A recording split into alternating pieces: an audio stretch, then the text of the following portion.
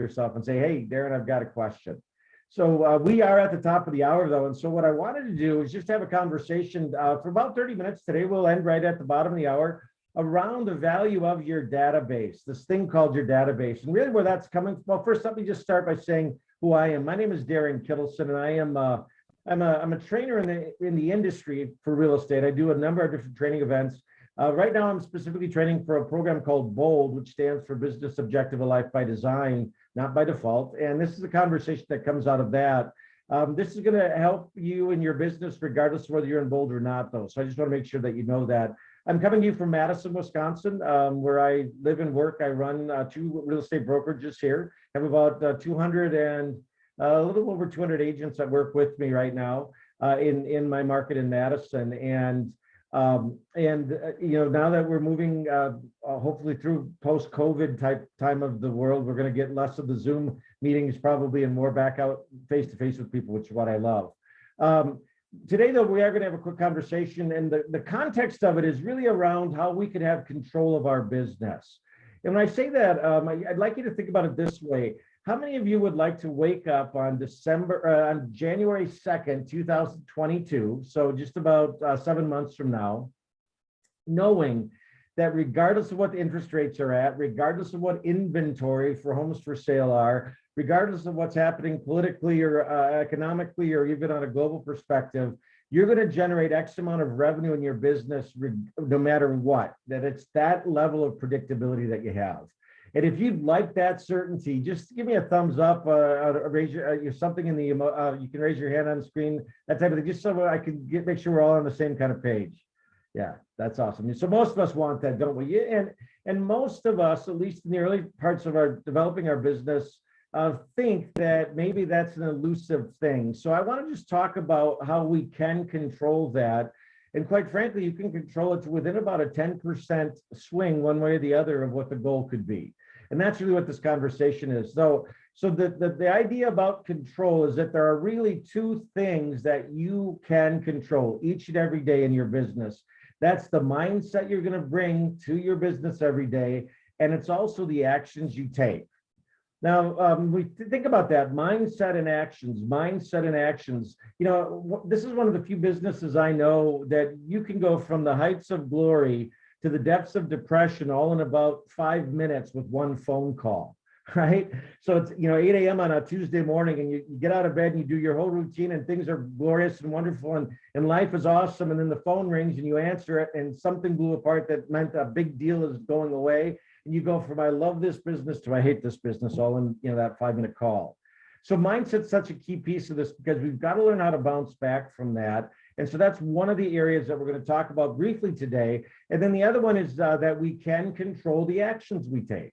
Now, when I talk about the actions we take, I think it becomes much easier to get clarity about the actions when we know what the result of the actions could be. And that's really what this conversation around database is going to be, because that is a piece of this that you can control. So when we talk about it in that context, I know that many of you have probably had conversations like this in the last few months where maybe you were a listing agent on a property and it was one of those that the minute it hit the market, you had every agent in your market calling you to try to get a showing request scheduled. You know, it was such a limited time. You had maybe 30, 40, 50 offers coming in. And one of the buyer's agents that showed the property was really upset with you because their offer didn't get even considered when you presented all the offers because of some way that it was put together. And that agent calls you and blasts you for, you know, whatever their emotional tirade might be. And really what it gets down to is that they were upset because they probably didn't set expectations properly with their buyer. So it made them look bad and they took it out on you. Has anyone had that happen recently besides me, where it becomes that, you know, that, and I think about that and go, man, you know, if they just had a different conversation with that buyer from the beginning, this may have been much different for them. Now, what in that could they have controlled? Well, they could have controlled setting expectations for a buyer. They could have controlled the way they structured the offer if the buyer was willing to do it, such that their offer might have been one that was considered. There's all kinds of things that way that when we get stronger at our presentation, that sets us up for opportunity. And so really it's understanding what we can and can't control. And that's an essential piece to a mindset of what I'm going to call a mindset of achievement. And that's really what we're going to talk about in the balance of this half hour today. And that is being in a way that primes us to be the most productive in the actions we choose to take each and every day. And if you take a moment to think about it, it's clear that one set of actions completely in our control is this, and that is the one that most of us are the most resistant to, and that's lead generation. We can have a mindset towards lead generation, and we can control that. Now, what do I mean by lead generation? What I want you to do is give me your definition. So in the chat box, you just type in there what your definition of lead generation is. I'm curious as to what that might look like. So let's take a look at that and just type that in the chat box for me if you could, please. So what's your definition of lead generation? I'll grab a few of those as they come in. So let's see. I had it and I lost it. There we go. All right. So Kim, thanks. Mindset of achievement. Absolutely. That is. Let's see. My end is being wonky. My chat box keeps disappearing on me. Let's see. Let's see if I can get it to just pop up and stay. There we go. Phone calls and door knocking. Yes, that could be lead generation. Now that probably changed a little bit in the time of COVID, and we had to get even more creative.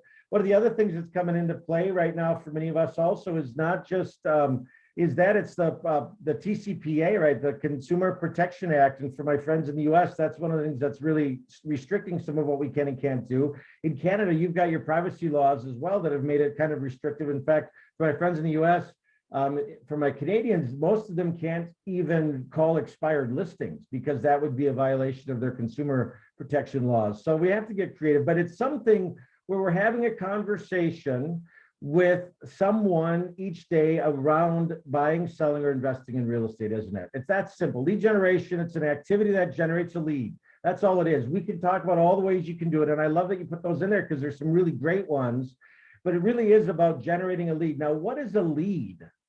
Well, a lead is, in my mind, anybody who will buy, sell, or invest in real estate or provide me with a referral of someone who might need to buy, sell, or invest in real estate sometime in the near future. That's really it. That's what a lead is. And what do we do with those leads is where we can gain growth in our business from that activity of lead generation. And the key to that is getting them in a place called a database that we can organize and use so that we can keep that as the place we stay in touch and work from. Now, let me ask this question. What's the best database? It's the best database. Is it some really world-class software system? It may be. Here's my simple definition. The database that's the best is the one you'll use. Whatever you'll use, meaning you'll go to it every day, you'll work within it every day, that's the best one. And so there's some really great technologies out there and software that'll help you, but yet they're not magical. You still have to do something with them each day. I coached for 6 years. I coached top agents in the industry that were doing over $1 million a year in gross commission income. And one of my clients that I coached, his database was bankers boxes with a manila folder and notes inside for everybody that he either knew or did business with. And so when he would do his lead generation every morning, he would grab a banker's box, he would open the lid, and he'd grab the first file. That year that I worked with him, that system of a database actually generated $2.7 million in gross revenue. So I use that example because, and by the way, his average sale price at that point was $280,000. So it wasn't some multi-million-dollar system sale market area. And yet the key was he used it.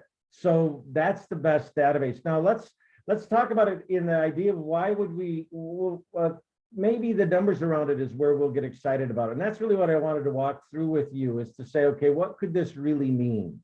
What could this really mean? All I'm going to ask is that you start considering building a habit of daily doing something in your database, right? So touching it some way, shape, or form. So let's just take a look at what that could be. And I'm going to share with you my screen as I walk through this. And Dawn, if you could put that in the chat box for us too, just that first worksheet. Because I'm going to ask that, thank you. I see some great answers to what a database is. And yes, absolutely, Lisa, recipe cards could be one of the most powerful databases you ever have. One you nurture. Thank you, Sandra Lee. That's awesome. You're absolutely right. The one you use is the best one. Purposeful real estate conversations that lead to conversions. Any form of making contact being purposeful. All you guys, you're right on the mark with this. Now, here's the thing that's really perplexing to me, though, in this whole conversation. You guys know this. You've got great answers to it. Are you tapping it to its full potential? Your database, meaning, are you adding names to it daily, and are you nurturing the names that are there? And this is the exercise I want to walk through, because I think in walking through this exercise, if you're resisting it to some extent, it might connect the dots for you. I'm going to open up just and share my screen with you, because I want to share a worksheet that we've got, which is what Dawn shared in the text box for you. And just we're going to walk through these exercises together. So I want to, again, I want to connect the dots of what the value of that database really could be for your business. And in doing so, then truly understanding that it can be a predictable business, meaning the revenue you could generate is that solid and predictable from it. So let me just get to that spot where I can do my shared screen. So let me just bear with me for one moment. Let's see, we're going to do this. We're going to go to share screen. I talk to myself as I walk through these things. Let's see, there it is. I believe, let's just see what that looks like. Yes. All right. So you should be seeing just a spreadsheet in the shared window that says number of my database potential. That's what it is. And I'm going to walk through this now. One of the things I want to show you is right at the bottom of the worksheet. And these are the 4 things you need to know in order to make this, to walk through this exercise. And that is the number of contacts you have in your existing database. Now, when I say contacts, let's get on the same page with what I mean by that. A contact in my database, for the purpose of this exercise, is one that I have a home address for them, I have a mobile phone number or a home phone number for them, and I have a valid email address. So how many of those do you have in your existing database? Now, I know that many of us have a lot of names in a database and probably a lot of emails in a database, but that's not going to give us as predictable an outcome as it would if I had those 4 things: their name, their home address, a phone number that's valid, mobile ideally, and then a valid email address. If I have those 4 things, that's what I want to start from. Then I want to know how many closings I was able to put together last year from that database. So meaning from those names that are there. And then also how many referrals I received from that group. And then the final thing you need to bring to this exercise, and if you don't have it in this moment, that's fine. We'll walk through it and I'll show you how to do it, is what my average commission per sale is, right? So that's all we need. Now, if you're a brand new agent or newer to the business, you may not have any of that. That's okay. The first thing I'm going to share with you is we're going to see that it doesn't take a lot of names in that database to have some really good outcomes in our business. So ideally, as you're maybe a newer agent to the business, your leadership of whatever company you're working for said, let's get your database together, because that's the place we start. And we're going to set a target for how many names you need to have there. So that's it. Now on this worksheet, I'm going to say, let's say for sake of example, just for today, I'm going to say I've got 200 contacts in my existing database that have that bit of information, right? I've got their names, I've got a home address for them, I've got a mobile phone number, and I have an email address. So I just have 200 of those, 200. Now that's not a huge number, I don't believe, and yet it's attainable for all of us. So let's put that in. Now the number of closings, let's say last year I had, in the closings that we managed, let's say there were 30, let's say that 18 of those came out of my database, direct result from people that are there that I nurtured, stayed in touch with, all of that stuff. And then my closings from referrals, let's say that I had 10 of those last year. So it was a referral from somebody in my database. And my average commission, I mean, I know this is going to vary from market to market, but I did calculated mine. My average sale price about $330,000. My average commission is about 2.8%. Now that varies from market to market too. I'm not price fixing by any means, but just the numbers. So let's say that's $8,700. That was my gross commission income on average. So I just typed that in, and I'll show you what this will do for us. So I did all of those are only 4 numbers I had to have. And if I did this correctly, when I programmed the sheet, and if the sheet's going to work with me, it's going to show me what this looks like. So now here's what I want to do. I want to just share with you where the numbers go. So if I have 200 contacts in my database, The potential closing opportunity in that is that number times 0.064. Now, where does that come from? Well, National Association of Realtors every year here in the US does a survey of home buyers and home sellers. It's great data too, by the way. If you don't get it, it was free last year, or the most you pay is about $20 for that PDF, but it's chock full of great information. They said that last year, the average homeowner stayed in their home for 10 years. And there's about 64% of the population in the US owns a home. So 10 years, 64% of the population owns a home. That means that on your database, if it's just an average database, that you should see about 6.4% turnover in that database on a yearly basis. So that's what that number is. So if I take that potential closing, I take 200 names in my database and I multiply it by 0.064, it's going to give me my next number. So let's do that together. So let's do 200 times 0.064. And that gives me what number? It's 12.8, isn't it? Or I'll round up and say 13. So right now in my database of just 200 names, I have a potential of 13 closings if I'm working it correctly. So far, so good? Yeah, so that's 13 right from that. Now, the next number is if I'm also staying in touch and nurturing relationships and bringing items of value to the people of those 200, I should get about 10% out of there as referral business, or 200 times 0.1. If I do that calculation, 200 times 0.1, that's 20. So I have 20 referral opportunities in that database of just 200 people. So if I add those together, that's 33, isn't it? That's 33, I'll call them at bats, just from a database of 200. Now, there's nothing magical in this. I just want to make sure that we understand what that looks like. So the question I have is, if you have a database of 200, did you do 33 closings last year? And if the answer is no, then the good news is there's untapped potential in that database. If the answer is no, but I don't have 200, then my challenge to everybody is to get to 200 quickly. Because here's the thing, no matter where you're at in the market, no matter how long you've been living there or not, I know all of us with a little focused effort could get to 200. And I share that with you only because I started 31 years ago in a market selling real estate where I didn't know a soul. I knew how to get from the house I was renting to the company I convinced to hire me. And that's all I knew. And so I had to go out and meet people. And that's what we do. And this is where this starts to happen. Now, let's say that last year I closed 18 transactions from that database.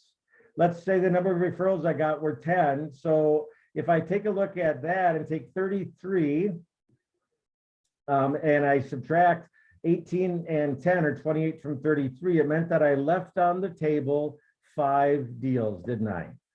I left 5. Now, if my average commission is $8,700, if I take 5 times 8,700, that meant that I left $43,500 sitting in the market that someone else was able to take from my database. Does it make sense so far? Yes, no, maybe? So here's the thing. If I left $43,500 on the table, is that money I probably could have done something with? Because see, those transactions happen, right? That deal, those transactions happen. They just didn't happen with me. And that's the sobering part of this exercise. So if you look at that, do your calculations. What opportunity did you leave? And then the question becomes, what could you do to close that gap so that that's not the case this year? Because I'll tell you, if I think about $43,500, there's a lot of things I could have done with that. Either reinvesting in my business. I could have done some great stuff for my family. There's all kinds of things I could do. And really all it took was that I missed those opportunities because I didn't stay in touch and nurture the relationships with the people in that database. Now, by the way, guys, that was just 200 names. So let's think about this for a second. So if I take 33 potential transactions from 200 people at $8,700 average sale price or average commission collected, 33 times 8,700 is revenue out of a database of just 200. The potential revenue is $287,100. I just want to let that sink in for a moment. 287,100. Or let's break that down to a monthly revenue, gross revenue. That's $23,900 a month from 200 names. Now, the reason I'm coming back to that 200 is twofold. Number one is quite often, a lot of us, especially if you've been in the business any length of time, you would say, I have a big database, right? And when I would get coaching clients into my schedule, one of the first things I asked for was the number of contacts they had in their Met database or their nurture database, because I wanted to know what we had potential to work with. And sometimes I would get numbers like 800, 1,000, 2,000, 8,000. And I'd go, wow. And because I do the math and I go, so then you would have closed 75, 100, 200 transactions last year. And they said, no. And I go, how many did you close? 18. So if you've got a giant database with a lot of names in there, but you're not getting the numbers like this, I'm going to assert that you just have a phone book. Just a phone book. And here's the cool news. Why don't you go through that phone book and choose the people you would like to work with, because you know they're fun, they appreciate what you do, they know great people, all of that stuff, and then get it down to a number that's manageable so that you can start seeing this type of result. Because here's what we know, and this is based on The Millionaire Real Estate Agent, that great book from Gary Keller. That was originally published in 2004 based on the research he did the prior 2 years, looking at the top performers in the industry from all companies. They've updated that, right? So the second edition research was done over the last 3 years, and the major change, there's only one major change really that's happened, and that is the way that we nurture relationships to do business with people in today's world. And what I mean by that is back in 2003, you could build a huge real estate business being very transactionally focused, meaning that you just went out and if you threw enough up against a wall, some of it would stick and you could do a lot of business. The consumers changed, and that's what we've discovered in the research over the last couple of years. And you can maybe relate to this. If I was transactionally based, I would start every day as an agent getting on the phones or going out and knocking on doors and finding new business each and every day that way and that way only. And they would do business with me quickly because it was very transactional. The consumer today is tired of being prospected. I don't know how else to say it. I mean, how many of you, and I think during this time of COVID being home and locked up, my landline phone rings constantly. And the ring is with people trying to sell me an extended car warranty, or it's the Federal Reserve calling about your bank accounts, or it's the IRS calling about this. It's crazy. And if you're driven nuts by those things, your consumer is too. However, they love to hear from people they're building and nurturing relationships with. And that's all we're talking about. And the cool news is it doesn't have to be a big number. So 200 names, communicated with, deepening the relationships, just be their go-to for all things real estate related. That's what you're there for. Always coming from contribution. That could be a business that generates almost $300,000 annually if your average sale price is anywhere where the national average is right now. Now, if your sale price is lower, that's okay too. It just means you have to do a few more units. The numbers are the numbers. There's no judgment in it, and there's also no emotion in it. But I just want to make sure that we're doing it based on the numbers we have, because I know I've got some friends here from Toronto, Canada. Your average sale price is much different than 330. Then I have some friends from central Iowa, and yours is much different too. It doesn't matter. Numbers are simply numbers. Here's the key though. For most of us, the surprise is it doesn't take a lot of people in that Met database nurtured correctly to turn into a really big business. And that becomes predictable. So with that, we've got about 6 minutes. What I wanted to do though is I wanted to just say, if any of this resonates, with you, I'd love to just hear your takeaways, like what that might be, like what is it that you're going to take away from this little exercise, and what I really want you to do is love for you to walk through the actual math for your own business, and we're going to make it easy for you as well. That PDF you can work from, or we'll share with you a link to a Google sheet that does the calculations. And again, all you need to have are these four key numbers, right? The number of contacts in your existing database that you have those four items for, right? A home address, valid phone number, valid email address, and their name is number 4.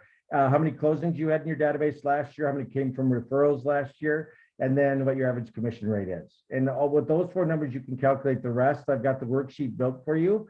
And then the key to that is to say, okay, let's say that I'm not quite where I want to be in my own business right now. What could I do? And it might be one of 2 things. Number 1 is that maybe you need to grow your database. And that may be true, and that's fine. The other one, though, and I think for many of us who've been into business any length of time, it's to pare down my database and make it one of quality. Because a lot of us have phone books. And a phone book doesn't do you much good. Let's get down to quality and then get into relationship. You know, a couple of years ago, I heard Gary Keller say this at our family reunion, which is our big national convention, international convention that happens every year in February. He said his goal for us is to become wealth advisors for our clients. And if I only have to become a wealth advisor for 150 or 200 or 250 clients, that's a much more manageable number than 1,000. 2,000, 3,000. And for many of us, that's a really good business. 200 or 300 people that we could get in deep relationship with, help them build wealth through real estate and become their wealth advisors. That's a pretty cool gig. And it's one that I think most of us would enjoy and not burn out on. And so it's about deepening those relationships and seeing where we can go with it. So any questions on what I covered? I promise this will be down and dirty, fast paced. That's all it is. I wanted to share this calculation with you just so you had that to work from to really build your business towards predictable. Any questions? I'm just going to stop for a moment, take a breath and let you do that. Were there any questions in the chat box, Dawn? Anything popping up there? No questions. So then let me give you one other thought. Like, let's say that you're not at 200 or 300 or whatever that goal would be for the names in your database. How do you get there? Well, what you may want to do is take a moment and jot down all of the social media channels that you participate in on a regular basis. So let's think about that. Facebook, LinkedIn, let's see, TikTok. Because come on, guys, we can go be young, we can be the old guys on TikTok, but there's all those places where you're connecting with people and ask, do I have the people that I interact with there on a regular basis in my database? If you think about Facebook as an example, that's just a giant database. People give their places of work, gives their family information, their birthdays are there. I can take that information and I can put that into my database of the people I'm going to build my business from. They give all kinds of great information there. Same way on LinkedIn, same way on Instagram, same way on Pinterest. It doesn't matter where it is, but are you utilizing those tools if you're active there to make sure that you're building your database with those people you're connecting with? Because final statement is that people like to do business with people that they know and they trust and they like. And so if you're interacting with them on those social media channels, you're already doing that. And so why not make that bridge across to say I can help you with anything real estate related.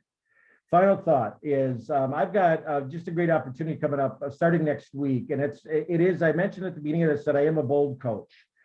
This is just a conversation that comes out of that program that's been rewritten. It's going to be delivered in this format digitally over 6 weeks. And so for my friends in Canada, it's going to be on Wednesdays, beginning next week from 9 a.m. to 12 noon your time, Eastern time, I should say, Eastern time.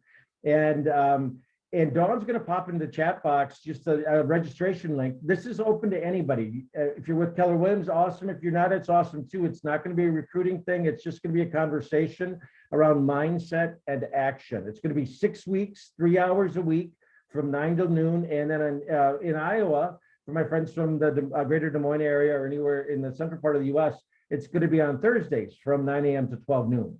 And so same thing, Central Time, and the investment is $399 US. I'm the coach that'll be delivering it. It's got a lot of amazing mindset exercises in it. It'll give me tools to help you as we come through this pandemic, and some really good basic fundamentals for building a great business that is predictable.